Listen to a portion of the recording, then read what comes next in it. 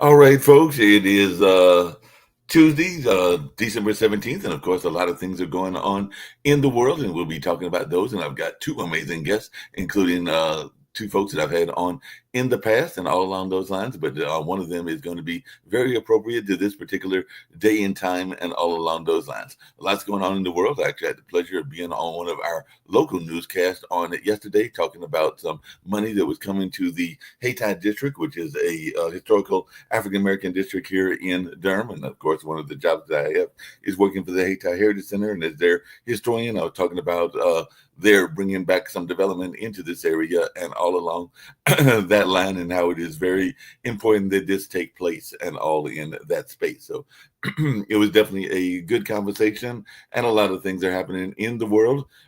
So I'll be glad to talk about those and see what's happening in the world and how things are going in that space. So, like I said, was glad to be featured on the news with TVD, and it was, like I said, about a minute or so piece that was in that space.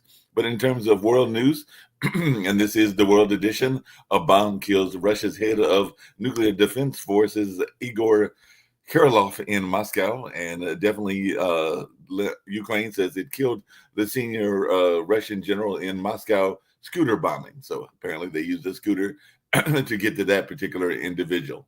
And a magnitude 7.3 earthquake causes widespread damage in Pacific Island nation of Vanuatu. So magnitude 7.3 earthquake strikes Vanuatu, causing considerable damage to U.S. embassy, and that's something else that folks are talking about as well. And tropical cyclone Chido death may be in the thousands. So France is Russian aid to Mayotte, an island territory devastated by a cyclone, and all in that space. So a lot of folks are trying to get relief in that area.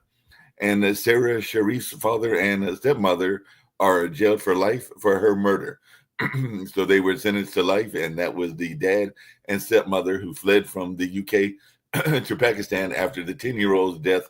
Like I said, they were sentenced to life in prison for murder in that particular case. And looks like U.S. sites indication that North Korean soldiers died fighting for Russia. So definitely that is something else that we're seeing in the news as well. And Gaza and Israel ceasefire talks are in the final stage, Palestinian negotiators tell the BBC. So Netanyahu to Cairo, Gaza ceasefire deal expected in the coming days. So that's definitely something else we're seeing in the news as well. And Germany headed for early elections after Olaf Scholz loses his confidence vote. So Germany's election contenders set out contrasting plans to revive the economy and reduce migration. And CNN faces backlash over a staged Syrian prisoner rescue report. So prisoner CNN helped free from Syrian prison was actually notorious Assad regime torturer, according to some reports, and all along those lines. And Dominique Pellicotte is accused of organizing France's worst sex crime in a long period of time, and all along those lines. So definitely that trial is still going on as 50 defendants made their final statements.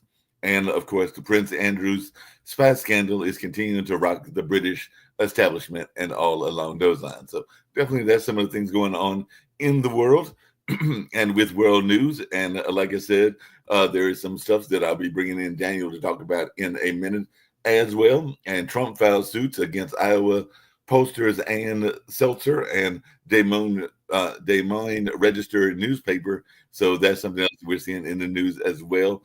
And it looks like a lot is taking place in that whole situation as well. And prosecutors to announce a significant development in the Gilgo Beach killing investigation. So, suspected serial killer Rex Horman has been charged with seventh slaying. And of course, the Mystery Jones are still a major story going on as well. And the judge has rejected Trump's request to overturn hush money conviction. So that's something else we're seeing in the news as well. So a lot of things taking place. But the one that I wanted to get to, as of course, Eric Adams' troubles are piling up, just as he seems to get his post-indictment footing. But Adams is denied public matching funds, hampering his re-election campaign as he faces those legal woes at his home area of New York. But like I said, there was another mass shooting that took place in a school environment, this time at a Christian school and everything like that. That was in Madison, Wisconsin, and everything. So shooter in Wisconsin school attack ID'd, and of course TikTok was asking a Supreme Court to block the laws that may lead to ban. But definitely the Wisconsin school second grader called 911 to report fatal shooting, according to what the police chief said there. So I'm going to bring in Daniel, and I'm horrible with his last name and all along those lines, but I'll bring him in first. And I've also got Bill on, and I do have the founder of the network with me, and we'll see who else joined us as well. But I know he's been involved in a lot of things with active shooting and all in that space and all in that kind of way. So Daniel, it was great to have you on the online dinner party before and everything. And I know that we even got to talking about, and I think I sent you a text about the need, because you got this 5-minute rule, and we just had this shooting and everything. But we are also talking about resource officers and some of those specialty schools, because I know even here in Durham, North Carolina, we have some of those schools that the troubled kids are supposed to go to. As I told you, that my younger brother works with at-risk youth and all along those lines. So just wondering if you could just share a little bit more about your book and the 5-minute rule that you talk about and your own work, because I understand you worked for both the Secret Service as well as some of the other law enforcement as well. Yes, thank you, Mark, for having me on. Obviously, another tragedy. This seems to happen, I say, more frequently than it should be, because these shootings are very rare. Right. And every incident is different. We'll see. We saw in this incident that they admitted they did not have school resource officers there at that school. Now, we don't know the details. I don't speculate on anything like this, because the details will come out in days, sometimes weeks, of what happened, how the shooter got in, how the shooter got a hold of the weapon, that kind of stuff. But the one thing we do know is that the shooter was familiar with the school, might have gone to that school, might have been employed at that school. So that's what's the main focus of these types of shootings, is that the shooter is, I would say 90% of the time, either a former student or a current student at the school. And they are familiar with the school. They know the surroundings, they know the rooms, they've been there, they know the exits, entrances, all that kind of stuff. So instead of, because now the talk, obviously the red flags go up. Oh, we need metal detectors. Oh, we need cameras. Oh, we need AI to detect. No, the focus should be on recognizing these individuals that have issues, that have some kind of mental problem, disorder, something strange is going on. And obviously the cliche being, see something, say something. It does work in this kind of case. Now, it's a very small school, a private school, obviously. However, a lot of schools now, and I highly recommend it, it's called a threat assessment team. This is something that's been coming out probably the past 2 or 3 years, that they finally decided, look, we need a team of individuals within a school that would be law enforcement, a school social worker, psychologist, nurse, whatever you can find in that realm, an assistant principal, and probably a few teachers that know these types of individuals. And you would sit down on a weekly basis and you would gather a file. I know people don't like to hear that, because all of a sudden in the back of your mind, they're going, oh my God, civil rights. Well, it's a fine line. And I'm telling you, if you've got a school of 200, 300, 400, however many students, if you've got a file on certain individuals, that a small percentage that you've got issues with that need to be kept an eye on, that's just the way the world works now. I'm sorry. If you've got individuals that are making really weird statements, that are telling other students or their friends about something with that violence, with guns, with drawings, with emails, internet searches, whatever it is, that has to send up a red flag. We can't ignore stuff like that anymore. And these threat assessment teams are doing that. I think they're working very well. It has to increase. You have to have these teams get together and make that decision that we need to step in. We need to step in. We need to have some kind of intervention to stop this from happening. On the other aspect, I know you talked about my book. I don't go on any of these podcasts or in these live streams to talk about the book or sell the book. I'm not here to sell it. It is a guidebook. It's very simple, concise to read. It's called The First 5 Minutes. The reason for that is most FBI data says that most of these school shootings happen within 3 to 5 minutes. So I named it The First 5 Minutes. It is on Amazon. Again, it's a guidebook about 77 pages long. The main emphasis of the book that I like to tell people, not only in the book, but when I'm on podcasts and when I meet with people, is the implicit memory, that muscle memory that you would drill, and your final solution is a lockdown. That's what you want, which is just basically you go through the steps. The door is locked, lights down, blinds closed, kids sit on the floor away from the doors and windows. You silence your phone. You do not listen to any announcements, and you do not open that door for any reason at all until someone with a key from the administration or police open that door for you. So that is the main focus of the book, is that implicit memory. I went through the Secret Service 24 years when I was there. We trained constantly. We had to qualify to shoot our service weapon every month. Once a month, we had to qualify with that weapon. And that becomes rote. And I say it like when you put a seatbelt on, when you tie a tie, button a shirt, it just becomes natural to you. And that's what I want to give people a confidence that, okay, these are the steps you need to take. Go into a lockdown. You will be safe. The good guys are coming. Yeah, makes a lot of sense and everything. Along those same kind of lines and everything, I was just wondering if you could share a little bit about your feelings about how we're doing with the Secret Service, because we do know that the Secret Service was very much in the news also when we had that shooting some time back of President-elect Trump and all along those lines. So I just wanted your take as to the men in blue and just how they're doing both with the Secret Service and the federal level, as well as on the state level and other levels. Because as I told you before, my cousin is a GBI officer down in Georgia, and he just recently retired after having served for about 20 years down there. Well, Butler, Pennsylvania, yes, that was a mess. That was definitely a mess. However, having been on the job, what basically happens is the Secret Service will do the best we can with the minimum amount of people. Now, with that being said, have they asked for more people? Yeah, I'm sure they have through DHS. Back when I worked there, was a Treasury. When you're working with Homeland Security, and now it's just a huge conglomerate. It's a big mess. Now, do I agree that we went to Homeland Security instead of Treasury? No, I do not. We should have stayed with the Treasury because we were actually a very small unit. We're a small unit. Just for an example, FBI has tens of thousands of officers in New York City alone. We're not even close to that. And worldwide, we're not even close to that number worldwide. We deal with it's an elite force that deals with doing the maximum effort with the minimum amount of people. Now, did that hurt us in Butler? Absolutely. It hurt us very much there because communications broke down. Now you're going to say, well, if we had more people, this probably wouldn't have happened. Maybe. It was more of a communication problem between us and the other agencies. The wrong radio channel. They said they covered this. They didn't that. It was just a total mess.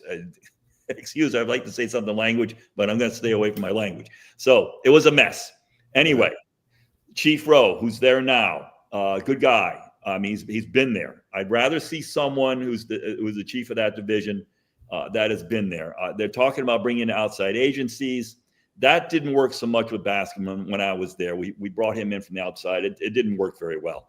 I'd rather have someone inside that know what they're doing and still has to answer to Congress. And you've probably seen the interview when in Congress, and he was arguing with a representative there. That doesn't really solve anything. They're going to fix this, and it's still. I still think it is the best elite agency in the world. The training I got was just above and beyond. The people that work there try the hardest. But you have to understand. I remember when I worked with the FBI. It was on a terrorist task force. And I had FBI people, I had Coast Guard there, people all from Homeland Security and Department of Justice.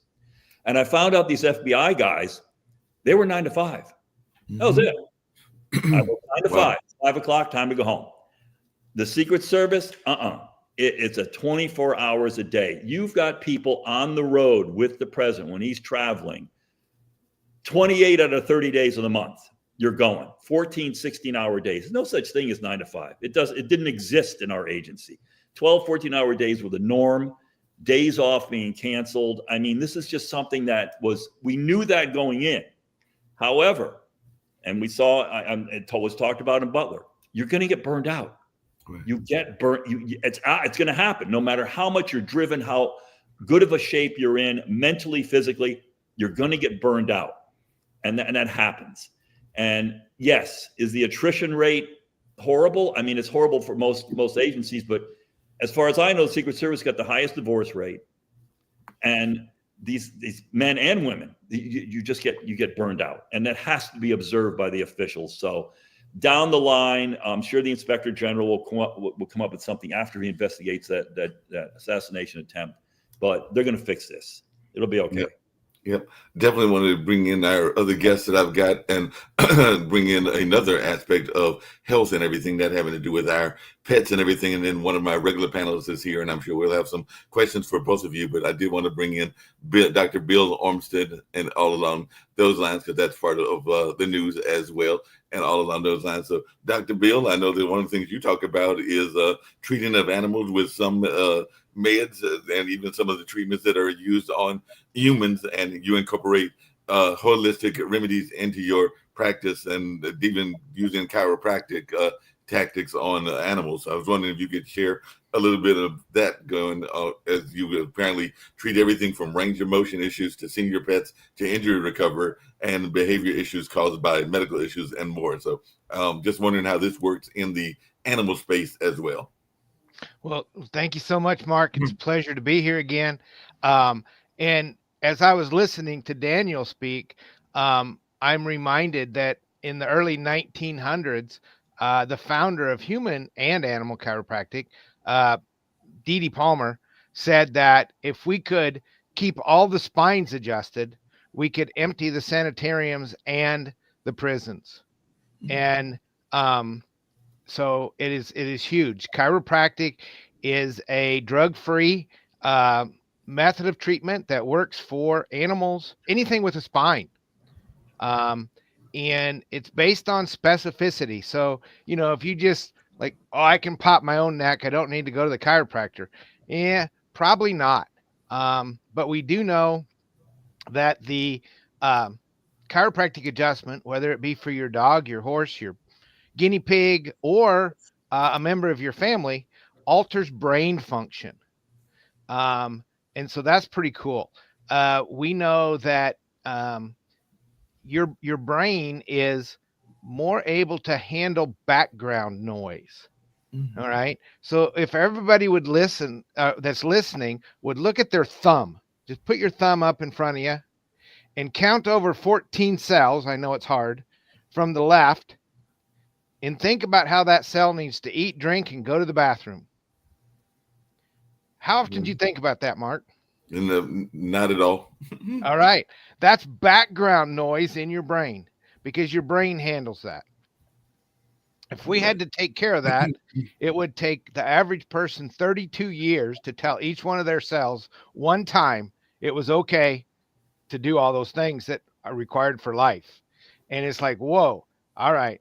So I wouldn't be sitting here talking to you because I'd be telling my toes it was okay to eat, drink, and be happy, right? And then, all my different body parts.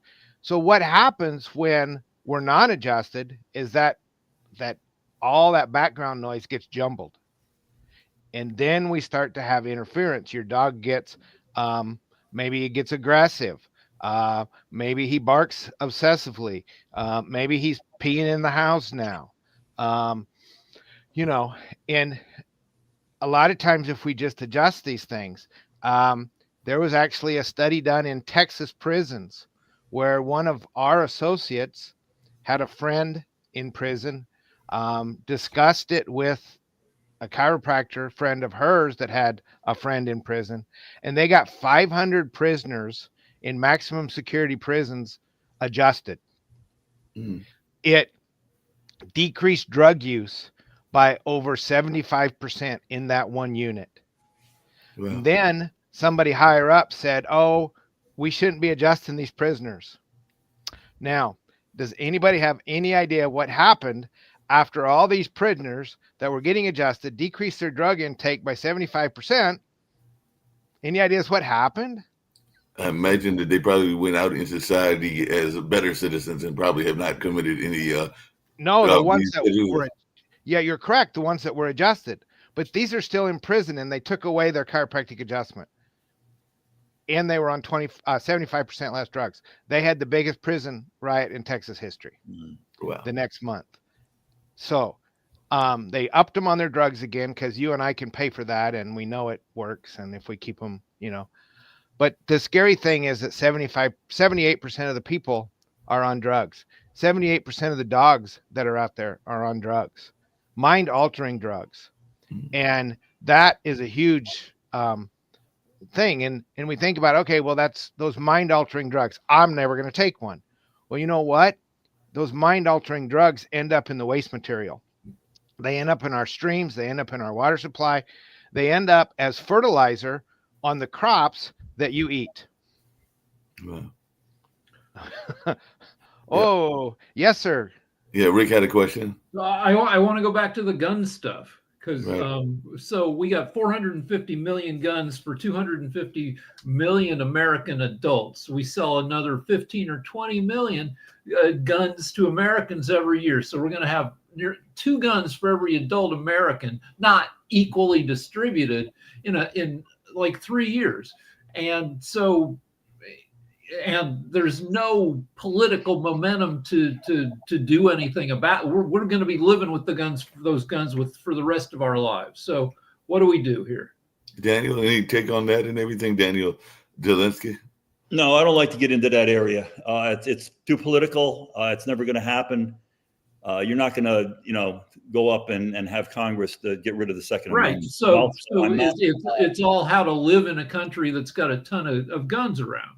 I'm not going to have people be victims. If I've got a daughter that is being harassed by someone or that's fearful of something, I'm not going to tell her you can't protect yourself, or I can't protect my family if somebody comes in and tries to assault my family. So no, that's not a subject I like to get on because it becomes very argumentative and becomes very emotional. So no, that's not a subject that it's too politically hot. That makes a lot of sense and everything. Just along those same kind of lines, I was just wondering, Daniel, if you had any thoughts of what Bill was talking about, because I know that having friends and family in law enforcement, that service animals are a very important part of law enforcement. So I just wanted your take on the importance of service animals, particularly dogs, in the law enforcement, because they've been there for a number of years and everything like that. So I was wondering. Well, it's funny you mention that because I wanted to ask Bill. I had a Belgian Malinois, and he was a canine bomb dog, and at the time. They've stopped it now. They've separated them. But at the time, he was both a bomb dog and a handler protection dog. So we went through 26 weeks of training with that because they wanted both. They wanted the bomb dog, and then they also wanted the dog to be, handler protection. And that's why it took so long because the dogs, as smart as they were, they wanted you to bring that dog home. And they wanted to make sure that dog, if it attacked your family or friend, but you could get the dog off. So, but on a switch of subject, what you're talking about, chiropractic, he had, as he got older, now I understand work dogs, he lived till he was 13, which is darn good. But his hips went out. And that might have helped. But again, he was older, they tried to glucosamine and all that kind of stuff. But I wanted to ask, I think it's more genetic. I don't know if it would have helped, but we went away from German Shepherds because of the hip dysplasia problem. And that was the inbreeding and genetics. And I wanted to ask the doctor, do you think if, at the time, if I had a German Shepherd, would that have helped with the hip dysplasia or not so much because that's a genetic thing? Yeah, 100%. Probably 25% of my current clientele is personal protection dogs. Okay. And they practice. And when we have some contracts with some cities in Dallas, and or in the Dallas-Fort Worth area. I'm not going to tell you which ones, but we have one dog that has 72 arrests, which means that the policeman got out of the car and said, "Stop, or I'll turn the dog loose." So that they had to open the door and get the dog out of the car. So the dog gets credit for that arrest, right. And he also has 9 takedowns, which means 9 additional times somebody thought they were faster, smarter, quicker than a German Shepherd or Belgian Malinois. And I guarantee you, whoever's listening, that ain't happening, people. That's true. That's absolutely true. And we see those dogs after every time they get a new decoy, which is the practice bite work guy. Right. And when they actually do take somebody down, because if they bite incorrectly. So if you take and drop your ear to your right ear to your shoulder, just you go ahead and do that, Daniel. All right, and now look up. How's that feel on your neck? Not real good, does it? No, All no. right. So if a dog takes off to go to bite something and that person moves, guess what? Now we have a vertebral subluxation in the neck. And if it happens to be at the first one at the base of the skull, it affects every nerve in the body. Yes, I know there's two nerves that come out in front of that, the optic nerve, but our eyes work based on peripheral vision. Those are controlled by nerves that come out of the back of the skull. Dogs scent, you were talking about your bomb dog. Right. They scent in a figure 8. Yes. And our search and rescue dogs. Mark, I know I believe I've heard you say you have some grandkids. Not grandkids, but I have like nephews, and I also have nephews. All right. So let's say your youngest nephew is lost in the woods. We're going to send a search and rescue dog out that misses everything low and to the left because he can't put his nose down that way. Are you okay with that? No. No. So we do a lot of search and rescue dogs. We do them before every test. We do them once a month.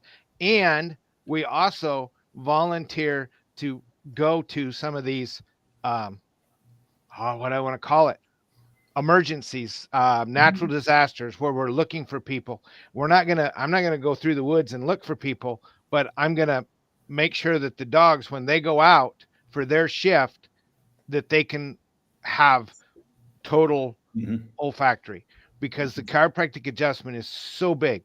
And if we put those dogs on an anti-inflammatory, it dampens their senses.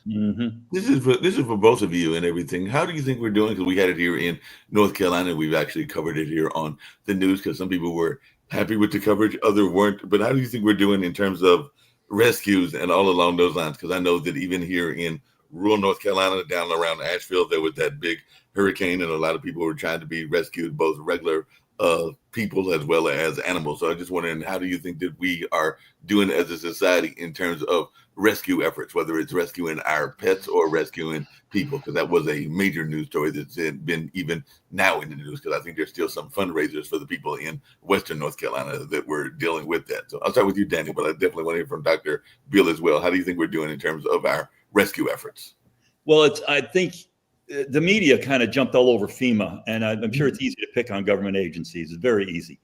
They took too long. They didn't have money. They stopped people from going to certain areas. I mean, I don't know if those are rumors or are true. When you see some of the people on the news that were saying, yes, I talked to the FEMA so-and-so and they were telling me this. And it was a mishmash of just, a lot of confusion and a lot of people in a lot of pain. So there were rural areas, as you saw, that were just, desolate. I mean, you couldn't get to them. Right. So you had private people had a helicopter, hired a helicopter, whatever, get the food to them, or boats or whatever, which that's the way it should be. And that's the way it was years ago. I know now with technology and the government getting involved, it's a little different, but the response, but FEMA would easily just come back and say, look, that's not our job. It really isn't their job to go and rescue people. I mean, it's emergency management, for God's sakes. They're there to take care of you after the fact. I mean, to have to jump on them and say that they didn't do their job. I mean, the same thing happened, what happened down in Houston at the Astrodome, the disaster down there, with the school buses and all this. But anyway, no, I think the community, as you saw, just got together and decided this is what we're going to do.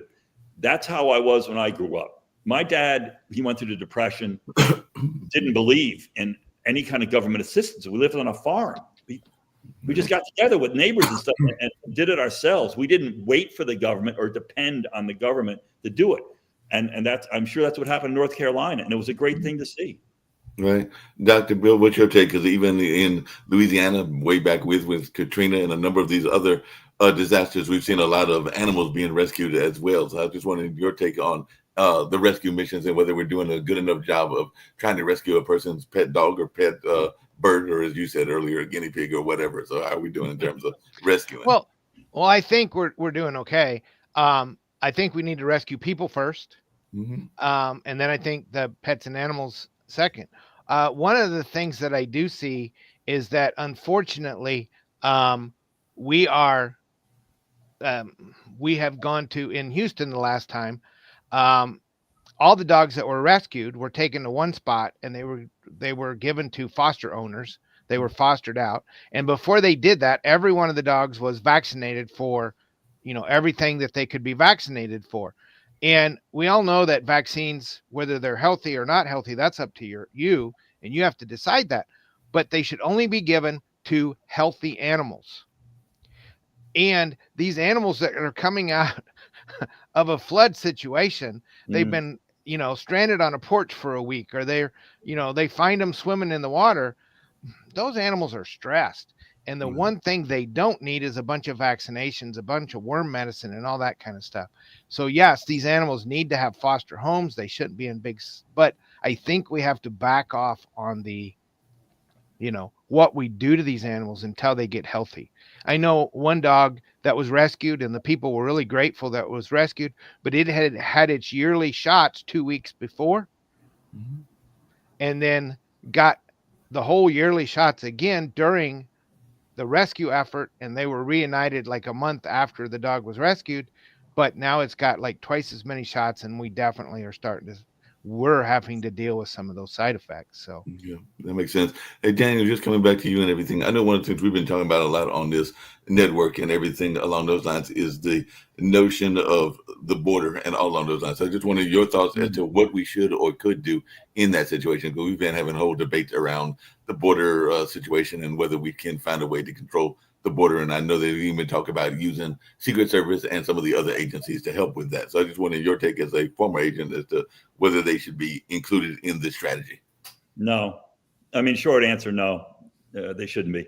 If they want to use the National Guard, okay. I mean, it's just my opinion, not my lane. But I do agree, and you've seen the Border Patrol is much happier to have President-elect Trump in there to go back and stop the flow. Stop the flow of drugs, stop the flow of fentanyl. But no, Secret Service, FBI, no, they don't belong down there. You want to use National Guard, if you want to, bolster up the Border Patrol, yeah, that'd be the way to go. But no, there shouldn't be other government agencies dealing with that stuff. That's not our purview. And another thing, just as an aside, we talk about, maybe the FBI coming over, helping the Secret Service with protection. Two different agencies, two different mindsets, two different types of training. Now, leave the Secret Service alone. Let them do what they are supposed to be doing, not other avenues. Yeah, just really quickly, one of the things, and Nick, one of the founders of the network, was here earlier, and I don't know if he's coming back or not, but one of the things the network, both him and Kim talk about, is this notion of fiscal literacy and what's not being taught in the school systems. I know one of the things that you wanted, Daniel, is to have more of this training start in the school system, and I imagine, Billy, you'd like to see more of even the medical stuff, that even with our pets being in the school system as well. But there's also been conversations about jobs that don't seem to have a fiscal reward and everything like that, because we even had conversation about people that go into archaeology and other things that may not have the fiscal rewards of others. So I guess my question to both of you is, what are your thoughts around us teaching both of your fields in the education system, and do you think that you have the fiscal reward that you thought of when you went into this profession, and was it a fiscal reward that caused you to want to go into your individual professions, or what was the motivating factor by why you wanted to go into law enforcement and why you wanted to go into medicine? And I'll start with you, Dan. Oh, Bill, go ahead. But Bill, go ahead. Well, so I've always wanted to be a veterinarian, but I went into animal chiropractic because I had a son that the medical system couldn't help. And so I ended up going into looking into alternative therapies, and chiropractic is the most rewarding. The rewards of chiropractic are huge. I'm healthier, my family's healthier, my community's healthier, all kinds of things. And so what I would like to do is I would like to see a drug dog in every school, a gun and drug dog. Man, what would have happened? Yeah, we don't know how that gun got into the school, but if there'd have been a gun detection dog, and they're not looking for metal, so they're not looking for that. They're smelling just the minutest. I mean, when you trained your bomb dog, Daniel, how much bomb had to be present for him to find it? It was a number. They it's kind of classified on the number, but yeah, it was a lot of them. Everything from C4 gunpowder on up. No, but how many? There's very minute amounts, right? Oh yeah, no, it's tiny amount. Yeah, Yeah. obviously tiny. Yeah. So if there's any gunshot residue on somebody, that dog's going to find it. Mhm. And the same at the border. We just need more dogs down there, because one dog is the equivalent of 4 officers. Your take on that question, Daniel, then I did to your and Rick. No, let Rick. It's got a question. Well, so I have a semi chiropractic question. I'm lucky for somebody my age in that I don't have spine-based back pain, but my spinal erectors, the muscles on either side of my spine that kind of hold you up, those get super sore and crampy and do cause me a lot of pain. What do you have to say about that whole deal from a chiropractic point of view? So all pain is perceived in the brain, period. Your finger doesn't feel pain. You smash your finger, you don't feel pain in your finger. Your brain feels pain and says, oh, that must be coming from your finger because of the nerves pathways that is coming up. So all pain is chiropractic. And when we have pain, that's considered one of the 5 cardinal signs of inflammation. Now, 5 cardinal signs. What's that mean? Well, everybody knows 5 guys, 5 ladies. When you go to church, there's a group, right? There's 5 of them, and they're always there. And they're always there. There's never 4 of them. There's always 5. And if there's only 4, it's dispersing or coming together. But okay, do you understand what I'm saying? You can't have one without all 5. The 5 are swelling, heat, redness, pain, and loss of function. And what chiropractic care does is restores function to the individual units of the spine. And when that happens, the other 4 go away. I just don't want to end up walking like bent over like old men and strippers do. So find yourself a good chiropractor. There's 216 different human chiropractic methods in the US. Find one that resonates with you, because frequency is important. So if you don't resonate with your chiropractor, he's not going to help you. So you have to resonate with his philosophy, with the way he treats you. If it hurts, then you have to decide, maybe I need to go to a different person. If you're looking for one for your dog, make sure he's certified, or she. Make sure they're a certified animal chiropractor, not just somebody that saw it done once. What about chiropractic and insurance? Well, but I'm lucky enough to have, pretty good medical insurance. I've never gone to a chiropractor. Is that going to be covered? Sometimes it might be, but I can tell you that mine isn't. And we get adjusted once a week. And I find it worth every penny. Because an ounce of prevention, like Daniel will tell us, an ounce of prevention is worth a ton of cure. And our medical insurance, unfortunately, is run by the same companies that own the drug companies and the diagnostic companies and most of the doctor's offices right now. All right, so I have a crazy question. When I was younger, and still now, I always wanted to be taller. And I grew up in Boulder, Colorado, which was the home of Rolfing in America, which is like a crazy kind of chiropractic where they get in there and they try to So that one doesn't resonate with you. But all right, but like, can chiropractic make you taller? I want probably not. Okay. Not going to happen in everything. Daniel, just really quickly, the question I asked you earlier is, what got you into law enforcement and your thoughts around law enforcement, even in the school system, and whether it's something that should be taught? Yes. What got me into it is just, when I was a kid, I was either going to be a broadcaster for sports. I love sports. I wanted to be a sportscaster. I wanted to be the next Marv Albert.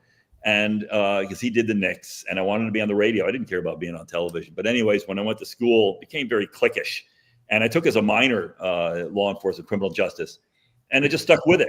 And once I got out, I tried different agencies and stuff. And I was like, I don't know if I, want to do this. And back then, this was before the internet, before all this stuff. I didn't even know, I knew about agents, protect the president. Yeah, they talk in their sleeves. I didn't know there was a separate division within it. There was a uniform division separately from the agents. And the uniform division had all the specialized units. K9, they drove the motorcycles. They were the counter snipers on the roof. They were a SWAT team. I was like, wow, okay. And when I applied, it was many years ago, back in the 80s, the salary for me, I'm in Connecticut, thought it was pretty good, but obviously Washington, D.C., the cost of living was a lot higher even than it was in Connecticut. But I said, what the heck? And I had family that lived in Virginia that was fairly close. And I was older. I was in my 30s when I went. Not that I recommend that someone wait that long, but I got in under the 2 years under the maximum limit. And it worked out better for me personally, because once I got on, you go through training, whatever, how many weeks it was. I had 18, 20 weeks of training, which I hated. But the younger guys that were with me, 10 years younger, they loved it. I mean, they loved trade. They were doing all kinds of stuff, drinking on the weekends. Me, I'm in my room studying, right? Like I couldn't pass these tests or something. I mean, I did perfectly fine, but that wasn't me. And at that age, I already been through the work experience. I've been through the grunt jobs. So let me study and do the best I can. Once I got on the job, I loved it. And I had a bunch of, we started with 21 classmates. I think within a couple of weeks, once we started on the job, we lost half of them because these kids saw that this is not what I want. What do you mean overtime? What do you mean I'm going to have my days off canceled? What? So this was basically their first job, their first career. So, and that continued, because when I talked to a lot of these other young kids, the best employees for us, military, because they were like, you mean I got to work overtime and I get paid for it? Heck yeah, sign me up. So it worked out. But for me personally, it worked because I was older. My supervisors were my age. I went on and had just a great time. I mean, it just 24 years, again, is another career that you're not going to hear young people go that long. I mean, very rarely we see people last on jobs that long. Now we're kind of jumping around. Yeah, jumping around. Yeah. But what's your thoughts, real quick, before I get to you, Rick, and everything? What's your thoughts? Because I mentioned in the beginning, I know we talked about it offline and everything, but what are your thoughts around these specialty schools and everything? The schools where the troubled kids are supposed to go, and I think you had a name for them. I forgot what the name is, even though my brother Malik has worked with at-risk youth, but I know that there's a name for those schools that are supposed to be kind of the clearinghouse for the troubled kids. Right. We have those. There's a couple of them down here. And because Florida law, and I don't know if it's law in every state, they have to be taught. I mean, that's required. It doesn't matter how troubled they are, they have to be taught. So there's two of those schools, and the principals that are there volunteer to work with these kids. I have gone there and done drills with them and talked with them. And you will have kids that will just, absolutely go off and just start attacking teachers and tackling them and swearing the curse words, and just, it was horrific. But these principals loved it. It was a different mindset. They loved these kids. They wanted to help them. They wanted to teach them, and it worked. I was shocked. And I think I told you the story where the drills that I did for lockdowns, just for example, and it's not against anything that, these snobbish white kids, but most schools in the North were elite, white, specialized. And these kids, they're fairly rich. Anytime I do a drill there, they took it as a joke. They're laughing and talking, grab ass and whatever. And I'd have to have the school resource officer go there and read them the rights, going, this is serious. You have to take this seriously. Any of the schools that I went to with troubled kids, whenever we ran a drill, dead silent, because these kids have been there. They either have violence in their lives or in their neighborhoods.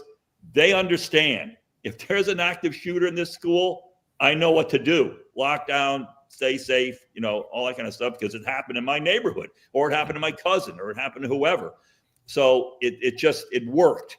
Now, saying that, is it possible some of these troubled kids could go on and possibly become a school shooter? It's possible, but I think that you would, zone in on them right away, because the entire school is like that. Whether when you have, like, say, the rich school, you got some kid mouthing off about something, they're taking it as a joke. It's not see something, say something. Oh, Tommy, he's just having a bad day. Well, maybe Tommy is a bad day a couple months from now. It's going to shoot up the school. So it's two different dynamics that happen here with these type of schools. No, Dan, just really quick, I'm gonna get to you, Rick, for the last question I got for Daniel and everything. I know that in society, particularly in the media, there's always a push for the glamorization of snipers, even on Equalizer. I think that there is a hired sniper, it's a young Asian lady that plays that role and everything. So I just wondered your thoughts around maybe even in movies and television, the glamorization of snipers, because I do know that snipers are important to taking down bad people, for lack of a better term. And I know that's kind of like a generic way of putting it, but they are a very important part of our law enforcement. But I do think that sometimes on the TV they are glamorized. But I just wanted your thoughts around the role of snipers and also the glamorization of the sniper role. Yeah, I agree. It is glamorized. It's looked on as, there's some superhuman power when you're, killing a person, a mile, 2 miles away, whatever the longest distance is now, that someone has set a record to this, that it's supposed to be glamorized. But to tell you the truth, most of the snipers, I would say, are very humble. They're very dedicated. Our training is, again, I think top notch, along with any other police agency with the sniper, because here we are, we're protecting, the most important person in the free world. So it's incredible amount of training. They do have to qualify every month, again, just like everyone else, with their weapon, and they do have to travel a lot. Now, is their burnout in the Corps? I think it's since it's such a specialized unit, they watch out for that more than I say the regular personnel. But yeah, it's something I thought about when I was there, but they have you do some stuff that scared the hell out of me. Rappelling face forward, kind of stuff. I was like, I don't think I can get through the training. I'm not going to go that way. But the ones that do it, I tell you, top notch. And I've worked with a lot of them. They are a different mindset, which you have to have a different mindset. So yeah, I'm very appreciative of what they do and how humble they are, actually.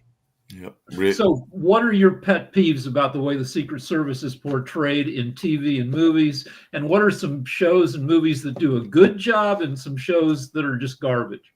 Well, you know what? When it first came out, the one with Clint Eastwood, and of course, at the top of my head, where he's like the world's oldest Secret Service agent. Yeah, when he's running alongside the car, like, holy crap, the guy's 50-something years old. I don't know if I could do that. That was a good movie. I liked that movie. Well, it was. I tell you, when the one I liked it because it had every unit in there. And it had every unit with what they were supposed to be doing, whether it was K-9, Uniform Division, the agents, the snipers. But when I watched it, first time you're like, oh, okay, movie. I'm going to watch it. It's entertainment, blah, blah, blah. Then you watch it a second time, and now you're going to start picking things apart. There were parts in there where, especially at the end, where you had an agent telling the counter sniper, take the shot. Never happened. No one. I don't have an agent that doesn't tell the snipers to do anything. The dogs were German Shepherds, very quiet. They're leisurely walking down. They're gonna no such thing. Use Malinois, and they are all over the place. They're jumping now. They do great bomb work as well as the Shepherds. They will go further than the Shepherds. They will, and it's sad. I say it's partly sad. They'll work until they drop. Mm-hmm. I mean, they were absolutely driven to find that ball. The German Shepherds just give up. I had enough. Put me back in the truck. I'm done. So there was a few odd things in the movie, and then there was another part where Eastwood and his partner were chasing after John Malkovich on the rooftops, and they're alone, just the two of them. Like, what the hell's a radio for? Will you get on the radio and tell people what the hell's going on? But it's a movie, so you're going to focus in on Clint Eastwood, the hero, and his partner who tries to save him and all that kind of stuff. So yeah, there's bits and pieces of it, but overall, I think it was a really good representation of the service. It had the full backing of the service and the movie. But yeah, other shows, yeah, not so much. It's, a lot of fluff and things that aren't really true. I mean, there was another part in there where you had the Secret Service, they're opening up manhole covers and going down in manholes under the ground going, wait a minute, we don't have the personnel for that. Are you kidding me? If I could take manhole covers down. So yeah, just little bits and pieces. But on that end, that's okay, that's okay. Because if I got a bad guy going, Jesus, they're going down in manhole covers, they got helicopters and stuff, that's okay. Because I'd have people when I was at the White House, they'd say, we had heard a rumor that you guys got rockets on top of these tall buildings here. Yeah, I'm not going to deny it. Why would I deny it?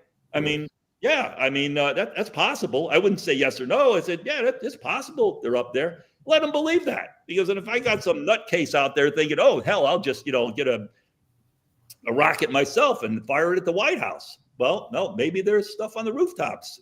Okay, maybe there are, maybe they're not, but let them put it in their head. So it was better to have that kind of perception that, we're bigger than we are. We know more than we are. We've got, cameras everywhere. We've got all kinds of stuff going on. Let them believe that, that's fine. It helped our purpose. No, that makes sense. Dr. Bill, what is your thoughts? Because I know one of the shows that's very popular and everything is, and I think it's out of Canada, and it deals with a canine officer, and it's Rex and Hudson and everything like that. So just wanted your take on the coverage of dogs as well in the media, and particularly police dogs. Well, some of them are really good. And the ones that show that the police dogs work, that they are a member of the family, like Daniel was talking about, those are good. The ones that treat every police dog like a demilitarized zone dog, which there are those too, but DMZ dogs are actually trained to attack anything that moves at any time. And so those dogs are kept in a cage when they're not working. And the guy that goes to get them out has a full body bite suit on, not just a sleeve, but a full body bite suit. And they go get the dog and they take him to the area like a junkyard. That would be a junkyard dog. You'd turn the dog loose in the junkyard, and anything that moves in the junkyard after closing is getting attacked. All right. So those movies that have the police dog shown like a DMZ dog, probably aren't good. But the ones that show that the dogs are multifaceted and have a personality, like Rex does, and are well trained. He never goes out after somebody. Rex never runs until his handler says, "Go, Rex." Yeah, that makes a lot of sense. We've got Jacoby joining us, and we've got a few minutes. But Jacoby, we've been talking to Daniel Dolinsky and everything, and he is a former Secret Service agent and has done a lot with the law enforcement, including writing a book about the 5-minute rule and all along those lines. And we've also got Bill Ormston, who is a member of the Animal Chiropractic Hall of Fame and author of Yes, It's Really a Thing, an informative guide to animal chiropractic and everything like that. So I know you've been in that space of video games and working with athletes and stuff like that, Jacoby. So I don't think you just joined the conversation, but you got any thoughts for either the Secret Service or for animal chiropractics and all of those being and engage the conversation? So, well, actually, I could because I came in at the back end, and you guys were talking about the service dogs and so on and so forth. The cool part, ironically, went out to LA to visit my sister, and my sister's wife is on LAPD, and she's actually on SWAT, which is super cool. And they actually did a demonstration. They had a dog do a demonstration. And that was super cool. And I did record it. I can share that if you guys wanted to see the demonstration where he jumps into the back of the truck. That was actually kind of neat. Yeah, I have one more nonsense question. Yeah, go for it. Joe Biden's like 82 years old now, and guys his age, when they were taught to swim, they were taught naked. There was a deal where back then the bathing suits were thought to be unhygienic, so kids had to swim naked in swim class. So, anyway, apparently Joe Biden still likes to swim naked. And there's a story about a female Secret Service agent who I guess was guarding his house and saw Joe swimming naked, didn't like it. So, do Secret Service agents, are they always? I imagine them seeing all sorts of private presidential stuff.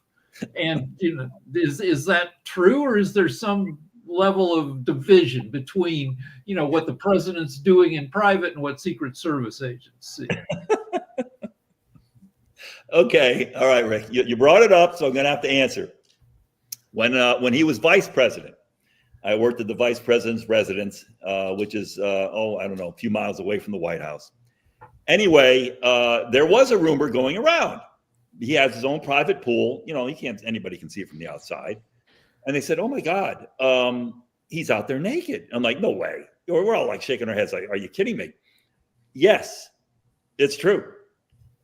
He swam naked in front of agents. And I'm sure there was a female agent that was like, what the hell is this? Obviously, she should have been warned ahead of time because the other agents, but maybe they were playing a joke on her. But yes, he would swim naked. And they had a call sign for that. I'm not going to say it. It was a Cobra. Anyway, that they would come out of the air and say, yeah, Cobra's out. And that meant he was out there naked. So yes, that is true. And I'm sure there'll be some agents that'll write stories about that eventually. But I will say that. And I'm sorry, Mark, but I do have to sign off. I'm sorry. I just was gonna let you on that note. I know you guys sign out.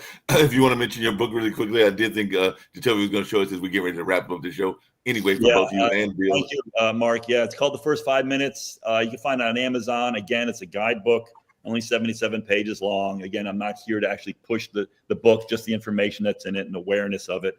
But thanks again for having me on.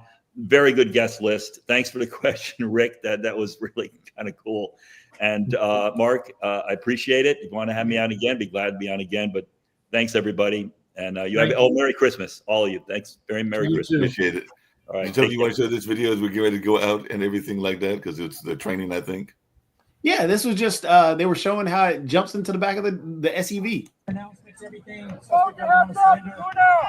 Right, good. The point of the dog.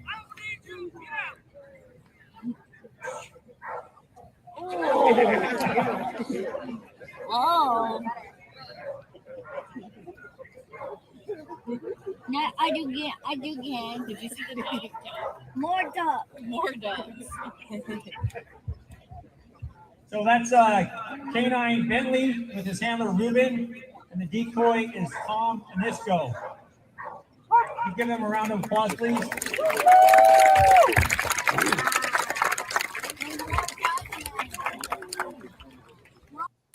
Appreciate that, Jacoby, and everything. That was a demonstration of that. I imagine that dog might need some chiropractic help as well after that jump. So, Dr. Bill, if you share a little bit about your book as well, and I know we've enjoyed the conversation. Hopefully you can come back as well, because the animals do need some help as well, including sometimes they have back pain just like us humans do and everything. So if you want to share a little bit about what we didn't get to and any other final thoughts you've got as we get ready to wrap up the news as well. Yeah, yes. The book is, yes, it's really a thing. We talk about what animal chiropractic is and isn't. It doesn't cure anything. Chiropractic doesn't cure anything. It just removes interference to the nervous system and allows the body, the intelligence that every body, whether it's Rick's or Jacoby's or Mark's or your dogs or your cats, everybody's born with intelligence to keep it healthy. Our job is to stay out of its way. 3 things cause interference: thoughts, trauma, toxins. And those are pretty easy to have happen. You worry too much, that's a thought that's going to cause subluxation. You eat food that's probably not the best for you, but boy, it sure does taste good. But that's probably not the best for you. And you step off the curb wrong, or get in a car accident, or do a hold my beer thing.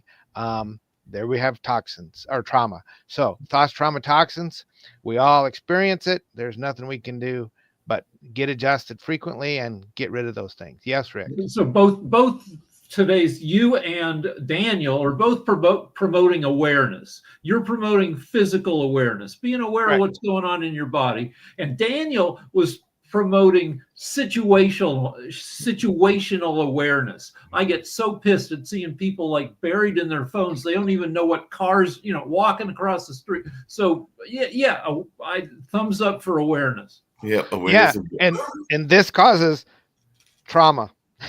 Yeah. It does cause trauma. Just really quickly, as we get ready to end with the same button that we started with and everything, but just I know that certain people are going on long trips during the holidays, and they may be taking their animals with them and everything. So, what do your advice do you give if people are going on Christmas to long trips, either across coast to coast or to different other parts of the region and everything? So, you have advice in terms of pet care and chiropractic care on long trips, because a lot of people might even be going to another state, one over, and carrying their dog with them. I know my brother carries it when his dog when he goes to my mother's house, which is about an hour and a half from here. Try to maintain as much of a normal routine with your dog as possible. Your dog goes to the bathroom at certain times of the day. Your dog eats at certain times of the day, and those are important to try to maintain those. That timing. 5-10 minutes difference in us eating probably isn't a big deal, but for your dog, if you get home at 5 and there's food in the dog food bowl at 5:15 every night, your dog knows what time 5:15 is. Yeah, that makes And a if lot of sense. And if you go across time zones, he knows what 5:15 is at his place, not 3 time zones away. So that's one of the things, because we start messing up their routine. We start to mess with their biomes. We start to alter the frequency of their vibration, and we all vibrate at our own frequency. That's a healthy frequency for us. So couple websites that I'd like you to look at is yeschiro.com. If you have questions about animal chiropractic or the book, you can go to yeschiro.com. And we talked a little bit about frequencies and stuff, but QI Coil for pets, we'll talk about frequencies and how you can change your frequency and your pet's frequency. So yes. Appreciate it. Great show. Great to enjoy both of you. You had a quick parting question? Well, since we're going to end on a happy, laughing note, and Rick, I love you, and Dr. Bill, I just meet you now, which I would love to meet you more, because I've got 2 dogs and I got so many questions. And all right. So I'm sorry I came late, but oh my goodness, when you started talking about vibrations, that made me think of Rick. And then when you brought up websites, thinking of who Rick is and the websites that he might be thinking about when you're talking about vibrations had me laughing.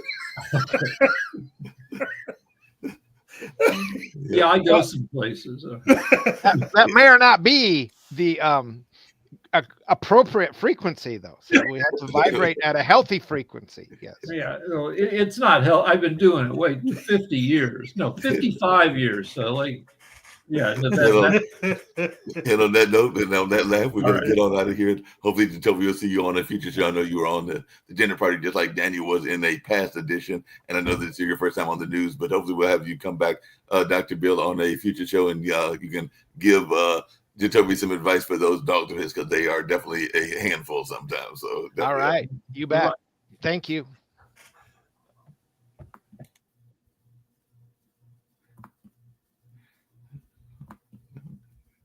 And of course, it doesn't want to end. Hold on. Oh, there we go.